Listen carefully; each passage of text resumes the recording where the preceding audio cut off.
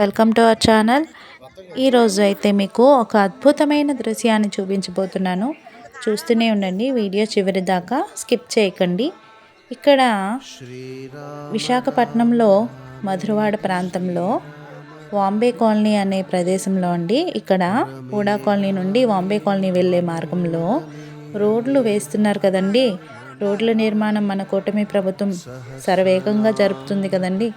చాలా చక్కగా రోడ్ల నిర్మాణాలు జరుగుతున్నాయి. ఎక్కడ పడితే అక్కడ చక్కగా రోడ్ల నిర్మాణం చాలా బాగా చేస్తున్నారు. చాలా ఫాస్ట్గా జరుగుతున్నాయి. అదే సందర్భంలో ఇక్కడ వాంబే కాలనీలో కూడా రోడ్ల నిర్మాణం జరుగుతుంది. అక్కడ త్రవ్వకాల్లో ఒక అద్భుతమైన దృశ్యం చోటు చేసుకుందండి. అదే రామయ్య విగ్రహం అండి. మరలా రామరాజ్యంలా మార్చాలనే ఉద్దేశంతోనో ఏమో కానీ రామయ్య అక్కడ వెలిశాడు. అక్కడి ప్రజలంతా కూడా సీతమ్మ లక్ష్మణుని విగ్రహాలు కూడా ఇక్కడే ఎక్కడో దొరుకుతాయని ఆశతో ఎదురు చూస్తున్నారు. తప్పకుండా ఉంటాయని అంటున్నారు. ఎంతో ఆనందంతో ప్రజలందరూ కూడా పసుపు కుంకుమలతో పాలాభిషేకాలు చేస్తున్నారండి. మీరే చూడొచ్చు, ఇక్కడ విగ్రహం దొరికిన స్థలం, ఆ ప్రదేశం అంతా కూడా ఇలా ప్రజలతో కలకలలాడుతూ ఉంది. ప్రజలందరూ కూడా తండోపతండాలుగా వచ్చి రామయ్యని కొలుస్తున్నారు. విగ్రహం మాత్రం ఎంతో దేదీప్యమానంగా అందంగా చెక్కబడి ఉందండి.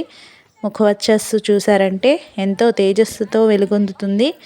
మరలా ఈ కలికాలంలో రామరాజ్య స్థాపనకు పునాదులు కదిలించినటువంటి మన కూటమి ప్రభుత్వానికి కృతజ్ఞతలు తెలపాల్సిందేనండోయ్.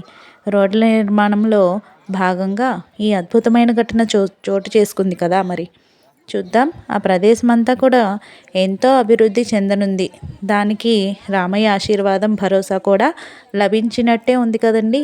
అందరూ ప్రభుత్వ సహాయ సహకారాలతో రాముల వారికి అక్కడే గుడి నిర్మించాలని ప్రజలందరూ కూడా కాంక్షిస్తున్నారు. నేను అనుకోకుండా అక్కడికి వెళ్ళానండి. ఆ సమయంలోనే ఈ సంఘటన చోటు చేసుకోవడం కూడా నా అదృష్టమే. నేను కూడా రామయ్యను దర్శించుకున్నాను. మీరు కూడా చూడండి, ఎంతో అందంగా ఉంది. చూద్దాం, సీతమ్మ లక్ష్మణుల వారు కూడా దొరుకుతారేమో. ఇక్కడ ప్రదేశం అంతా కూడా అయోధ్యలా రూపొందనుందేమో బహుశా. ఇలాంటి వీడియోస్ కోసం please like, share and subscribe. జై Shriram. Thank you for watching.